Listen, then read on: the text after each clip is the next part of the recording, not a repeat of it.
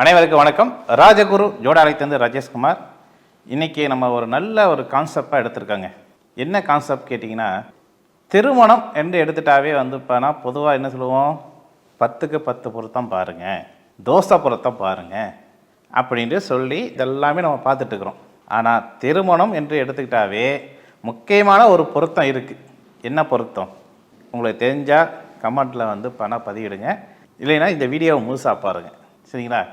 இப்போ திருமணம் நடந்து முடிஞ்சு அந்த பெண் தன்னுடைய வீட்டிலேருந்து புகுந்த வீட்டுக்கு வரப்போகும்போது அந்த வீட்டில் உரிமையாள் யார் அப்படின்னு கேட்டிங்கன்னா, சில இடத்துல மாமனார் அதிகாரம், சில இடத்துல எல்லா இடத்துலையுமே அந்த வீட்டில் புகுந்த வீட்டில் அதிகாரம் பண்ணக்கூடிய ஒரே நபர் யார் அப்படின்னு கேட்டிங்கன்னா மாமியார். மாமியாருக்கு மிஞ்சின அதிமருந்து கிடையாது அப்படின்னு சொல்லுவாங்க. அந்தமாரி நம்ம ஒரு பெண் கல்யாணம் ஆகி புகுந்த வீட்டுக்கு வரப்போகும்போது நிச்சயம் திருமணத்துக்கு முன்னாடி பார்க்கக்கூடிய பொருத்தத்தில் 10க்கு 10 பொருத்தம், நட்சத்திர பொருத்தமாக இருக்கலாம், ஜாதக பொருத்தமாக இருக்கலாம், இல்லை தனிப்பட்ட முறையில் அந்த பெண்ணுக்கும் ஆணுக்கும் உண்டான மனப்பொருத்தமாக இருக்கலாம். எதுவாக இருந்தாலும் கூடுதலாக ஒரு பொருத்தம் பாருங்கள் அப்படின்னு இந்த பதிவில் பதிவிடுறேன். அது என்ன பொருத்தம் அப்படின்னா, மாமியார் மருமகருடைய பொருத்தம் நல்லா இருக்கா. இது எப்படிங்க மாமியார் மருமகருடைய பொருத்தம் எப்படி அப்படின்னு கேட்டிங்கன்னா, நீங்கள் ஜாதகத்தை கொண்டு போய் ஆணுடைய ஜாதகத்தையும் பெண்ணுடைய ஜாதகத்தையும் மேட்ச் பண்ணுறதை கொண்டு போக முன்னாடியே அந்த பொண்ணுடைய ஜாதகத்தில் மாமியாருடைய கேரக்ட் எப்படி இருக்குது, என் பொண்ணுக்கு வரக்கூடிய மாமியார் எப்படி இருப்பாங்க, அதில் பார்க்க முடியுமா, ஜாதகத்தை பார்க்க முடியுமா? அப்போ அந்த ஸ்தானத்தை வச்சு, மாமியாருக்கும் ஒரு ஸ்தானம் இருக்குது, இந்த பெண்ணுடைய ஜாதகப்படி வரக்கூடிய மாமியாருடைய ஸ்தானம் எப்படி இருக்குது, மருமகனுடைய ஜாதகப்படி மாமியார் ஸ்தானங்கள் எப்படி இருக்குன்னு பார்த்து ஒரு ஆய்வு ரீதியாக பாருங்கள், கட்டாயமாக பார்க்க சொல்லுங்கள். அப்போ அதை பார்க்க போகும்போது சில கிரகங்கள் நட்பு கிரகமாக இருக்கும், அதனால் ஸ்நேகம் அவங்களுக்கு உருவாயிரும். சில கிரகங்கள் ரீதியாக போனால் தடைகள் ஏற்படும், தாமதங்கள் ஏற்படும். தடைகளும் தாமதங்களும் வெவ்வேறு அப்படின்னு சொல்லப்படுது. அதாவது தடை இருந்தால் அந்த இடத்துல எந்த ஒரு காரியமும் தாமதமாகும். அப்போ ஒரு புரிதல் என்பது அந்த இடத்துல இருக்காது. அப்போ நாள்பட்ட புரிதல் வரப்போகும்போது இடத்துலையுமே ஒரு வீட்டுக்குள்ளே பெண்ணு போயிட்டாவே என்னன்னு கேட்டிங்கன்னா, மாமியாரையும் மருமகளையும் 2 பேரும் ஒரே இடத்துல இருக்க போகும்போது அடிக்கடி போனால் ஒன்று பெண்ணு குறை சொல்லுவாங்க, ஏன்னா மாமியார் குறை சொல்ல ஆரம்பிப்பாங்க. அப்போது போக போக பார்த்தீங்கன்னா ஸ்நேகம் ஒரு புரிதல் தாமதமாக புரிஞ்சு, என் மருமகளுடைய குணம் இதுதான், என் மாமியார் குணம் இதுதான், அப்போ மாமியார் குணத்துக்கு தகுந்தாப்புல என்னுடைய குணத்தை நான் சரிப்படுத்திக்கிட்டேன், இப்போ எனக்கு மாமியாருக்கு எந்த ஒரு சண்டை சச்சரவும் இல்லை. சில இடத்துல பார்த்தீங்கன்னா மருமக என்ன பண்ணுவாங்க, விட்டு கொடுக்க தன்மையாக இருப்பாங்க. சில இடத்துல மாமியார் மருமகோசரம் விட்டு கொடுக்க தன்மையாக இருப்பாங்க.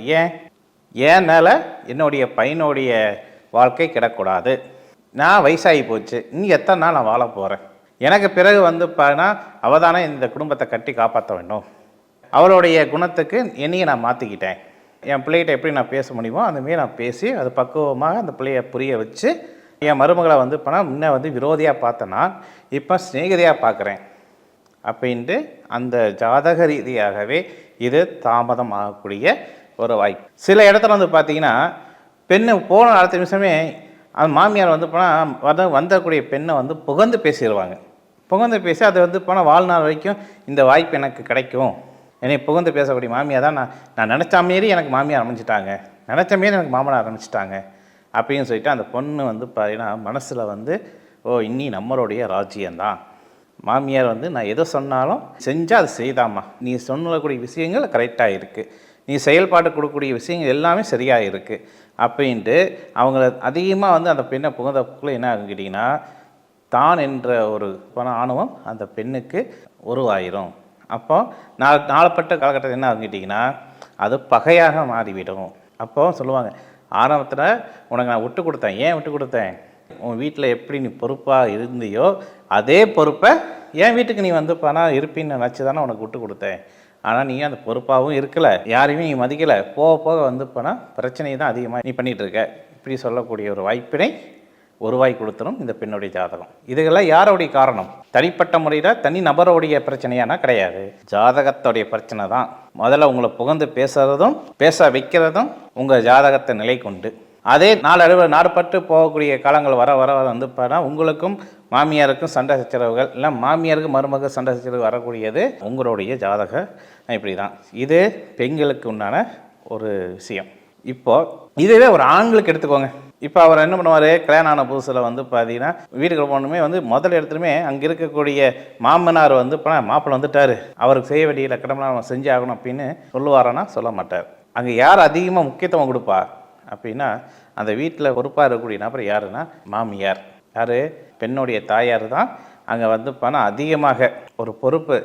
ரொம்ப நாளாக கழித்து என் பொண்ணுக்கெல்லாம் நடந்திருக்கு, அந்த பொண்ணு வந்து பணம் இப்போ தம்பதிகளாக வந்து பணம் என் வீட்டுக்கு வர போகிறாங்க, அந்த மாப்பிள்ளைக்கு நம்ம வீட்டில் வந்து பையன் எப்படி என்னென்ன செய்கிறானோ அதெல்லாமே என் மருமகளுக்கு டபுள் மடங்காக நான் செய்யணும் அப்படின்ட்டு உங்களை மகிழ்ச்சி படுத்தக்கூடிய ஒரு அமைப்பு உங்கள் ஜாதகத்தில், ஆணுடைய ஜாதகத்தில் மாமியாருடைய ஸ்தானாதிபதி நல்லா இருந்தால், நல்லா இருக்குமா, நல்லா இருந்தால் மட்டும் அவங்க வந்து ஏற்படக்கூடிய விஷயங்கள் அனைத்துமே உங்களுக்கு சக்ஸஸ் ஆகும். மருமகனாக பார்க்காம பிள்ளையுடைய, அதாவது மருமகன் என்ற மருவி மகன் என்ற ஒரு அமைப்பு அந்த இடத்துல நீங்கள் பதிய வைப்பீங்க. இதுவே உங்கள் ஜாதகத்தில் மாமியார் ஸ்தானம், மாமியார் ஸ்தான அதிபதி உங்களுக்கு கெட்டிருந்தால் திருமணமானாலும் திருமணம் சில காலங்கள் ஆகிற வரைக்குமே பிரச்சனை மேல் பிரச்சனை வாழ்க்கையில் வந்து சந்திச்சுட்டே தான் நீங்கள் இருப்பீங்க. இது ஒரு வகை. ஜாதக ரீதியாக மாமியார் மருமகள், மாமியார் மருமகன் எப்படி அமைய போகிறாங்கன்னா இந்த நிகழ்ச்சி தான் இப்போ நம்ம பார்க்க போகிறோம். இப்போது லகினப்படி, ஏன்னா நான் லக்கினம் ஏன் சொல்கிறேன், காரணம் என்ன அப்படின்னா எந்த ஒரு விஷயம் எடுத்துக்கிட்டாலும் முதல்ல வந்து போனால் உருவாகக்கூடிய விதம் தான் லகினம். அதில் மேச லகினம் முதல் மீன லகினம் உள்ள வரைக்கும் அமைப்புகள் இருக்கக்கூடிய நபர்கள் யாராக இருந்தாலும் சரி, மாமியார் மருமகள். இப்போது ஒரு பெண் ஜாதகத்தை எடுத்துக்குவோம் உதாரணத்துக்கு. பெண் ஜாதகப்படி உங்களுக்கு மாமியாருடைய ஸ்தானம் எது? 10ஆம் பாவம். இந்த 10ஆம் பாவம் அதிபதி உங்களுக்கு எப்படி இருக்கிறார்? ஏன்னா நம்மளுடைய கிரக காரக அமைப்பு படியும் சரி, பாவங்கள் இப்போ ஜாதகத்தில் பாவம் படி அப்படின்னு சொல்கிறாங்க. இந்த பாவங்கள் அடிப்படை ரீதியாக ஜாதகர் மேச லகினமாக கொண்டிருந்தால் 10ஆம் பாவம் அதிபதி யார்? சனி பகவான். இந்த 10ஆம் பாவம் அதிபதி சனி பகவான் எதுவாக இருக்காங்க? நீச்சமாக இருக்கிறாங்க. அதே மேசம் 10ஆம் பாவத்தில் எதுவாக இருக்காங்க அப்படின்னா உச்ச நிலையில் இருக்கிறாங்க. குரு எங்கே நீச்சம் அடைகிறாரோ அங்கே செவ்வாய் உச்சநிலை அடைகிறார். செவ்வாய் எங்கே உச்சநிலை அடைகிறாரோ அங்கே குரு நீச்சம் அடைகிறார் அப்படின்னு கணக்கு வச்சுருக்காங்க நம்ம முன்னோர்கள். அந்த அப்படி வந்து பார்த்திங்கன்னா இந்த ஸ்தானாதிபதி எங்கே இருக்கிறாரு? 1ஆம் ஸ்தானாதிபதி 10ஆம் இடத்துல உச்சநிலை இருக்கிறனால செவ்வாயுடைய பலம் அதிகமாக இருக்குமானா இருக்கும். அப்போது செவ்வாய் என்ன உயர்ந்த எண்ணம், உயர்ந்த சிந்தனை, உயர்ந்த நோக்கம் ஆச்சுங்களா, யாரையுமே கொஞ்சம் அட்ஜஸ்ட் பண்ணிட்டு போகலாம் அப்படின்னு ஒரு பெருந்தன்மையாக இருக்கும். அப்போது ஒரு பெண்ணுடைய ஜாதகம் மேச லகினமாக இருந்தால் மாமியார் என்ன செய்தாலும் சரி, ஏது செய்தாலும் சரி, அவங்க வந்து பணம் பொறுமையாக போவாங்களான்னா நிச்சயம் பொறுமையை அவங்க வந்து பணம் மேற்கொள்வாங்க.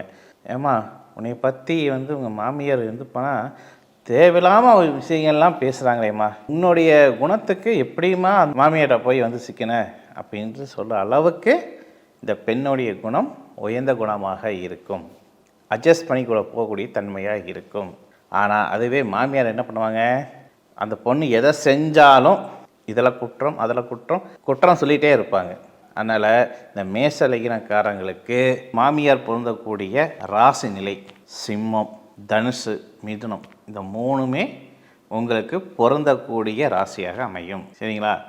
அதுவே மாமியார் ஸ்தானம் இது என்னதான் சிம்மம், தனுசு, மிதுனமாக உங்களுக்கு மாமியாராக அதை லகினமாக வந்தாலும் 10ஆம் பாவம் அதிபதி சொல்லக்கூடிய சனி பகவான் உங்கள் லகினத்துக்கு ஒரு நன்மையான இடத்துல இருந்தால் வரக்கூடிய மாமியாருடைய குணநலங்கள் நன்மையில வருமானா நிச்சயம் வரும்.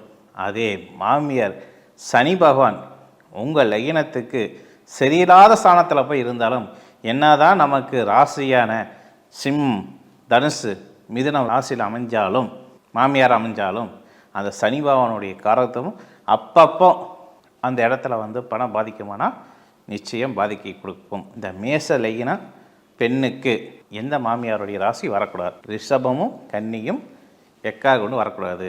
ஏன்னா ரிஷபம் என்பது குடும்பம். அப்போ குடும்பம் என்ன ஆகும்? சனி பாவம் சரியில்லைன்னா 2ஆம் அதிபதி சொல்லக்கூடிய சுக்கிரன், செவ்வாய்க்கு சுக்கிரன் அப்படின்னு பார்க்க போகும்போது கொஞ்சம் போராடக்கூடிய சூழ்நிலைகளுக்கு ஏற்படுத்தி கொடுத்துரும். அது இல்லாமல் உங்களுடைய லக்னத்துக்கு 6ஆம் பாவம் யார்? கன்னி. அப்போ அந்த கன்னி பகை தன்மையை கொடுக்கும்னா நிச்சயம் கொடுக்க ஒரு வாய்ப்பினை உண்டு அப்படின்னு சொல்லப்படுது. ஏன்னா நல்லா புரிஞ்சுக்கோங்க, இது ஒரு சூட்சமே இருக்குது. 10ஆம் பாவத்துக்கு 2ஆம் பாவம் வச்சிங்களா, 1க்கு 6ஆம் பாவம், இது ரெண்டுமே உங்களுக்கு வந்து பார்த்தீங்கன்னா சூட்டபிள் ஆகுனா ஆகவே ஆகாது. கொஞ்சம் பிரச்சனை கொடுக்கக்கூடிய அமைப்பில் தான் இருக்குது.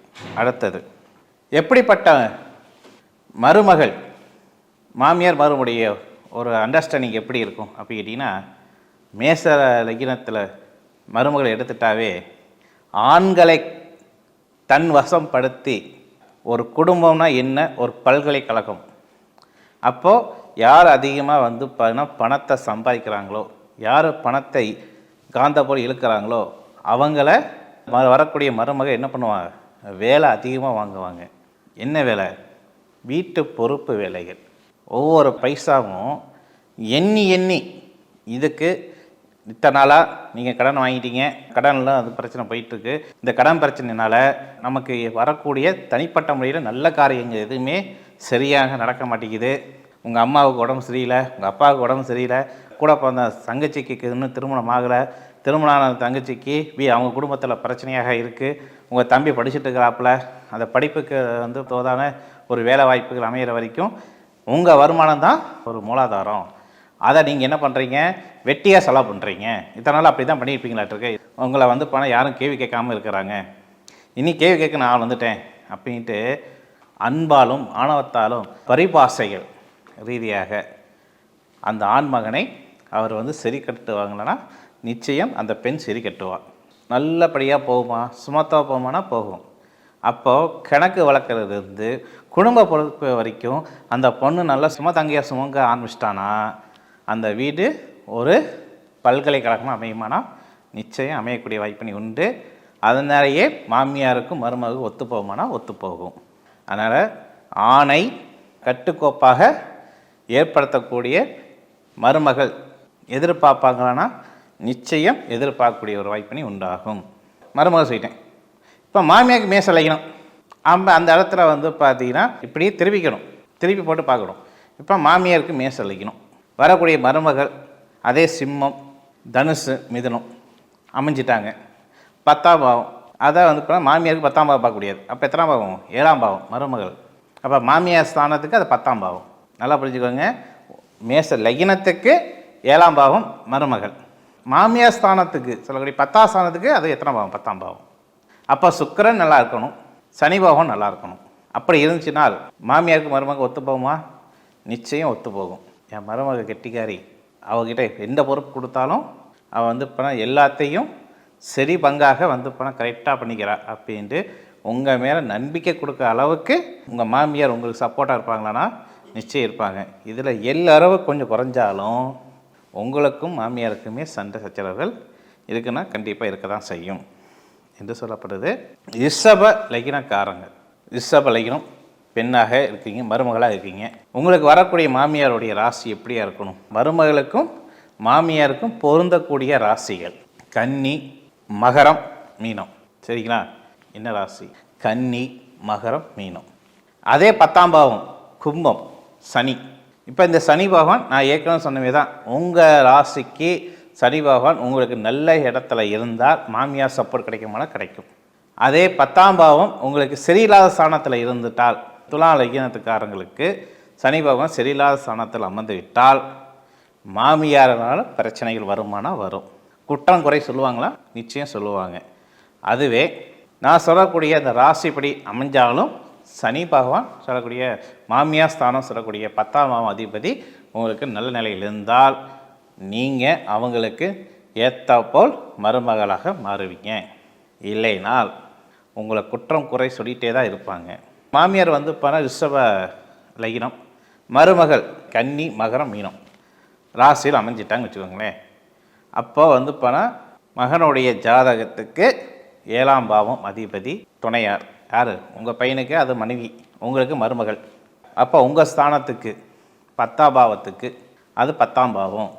அந்த ஸ்தானாதிபதி எப்படி இருக்காங்கன்னு பார்த்து அதுக்கு தகுந்தாப்பல் அவங்களுடைய குணநலங்கள் மாறுமானா மாறும். இப்படி 12 லக்னத்துக்குமே நம்ம வந்து பண்ணால் ஒரு தீர்வு கொடுக்கலாம். ஆனால் இது உதாரணத்துக்கு இப்படி தான் ஜாதகத்தை நம்ம 10க்கு 10 பொருத்தம் பார்த்துட்டாலும் சரி, அல்லது ஜாதக கட்டத்தை ரீதியாக இருக்கக்கூடிய பொருத்தங்கள் பார்த்தாலும் சரி, அதுக்கப்புறம் கணவன் மனைவி, அதாவது ஒரு பெண் ஒரு ஆணுடைய குணநலங்கள், தனிப்பட்ட முறைய குணநலங்கள் பார்த்தாலும் சரி, முக்கியமாக மாமியார் மருமகளுடைய ஜாதக ரீதியாக 10ஆம் பாவத்தையும், உங்கள் பையன் ஜாதகமாக இருந்தால் அது 7ஆம் பாவத்தையும், அல்லது மகளாக இருந்தால் அதே 7ஆம் பாவம் உங்களுடைய மருமகனுடைய அமைப்பாக இருந்தாலும் சரி, நீங்கள் மாமியார் மருமகளுடைய பொருத்தம், மருமகன் மாமியாருடைய பொருத்தம் நிச்சயம் அதை வந்து ஒரு கண்ணோட்டத்தில் பாருங்கள். இப்போ பார்த்துருக்கக்கூடிய இந்த வீடியோ உங்களுக்கு வந்து ஒரு பொருந்தமான வீடியோவாக அமையக்கூடிய ஒரு வாய்ப்பினை இருக்கிறது. மீண்டும் இனித ஒரு நிகழ்ச்சி சந்திக்க வரை உங்களிலிருந்து விடைபெறுவது ராஜேஷ்குமார். நன்றி, வணக்கம்.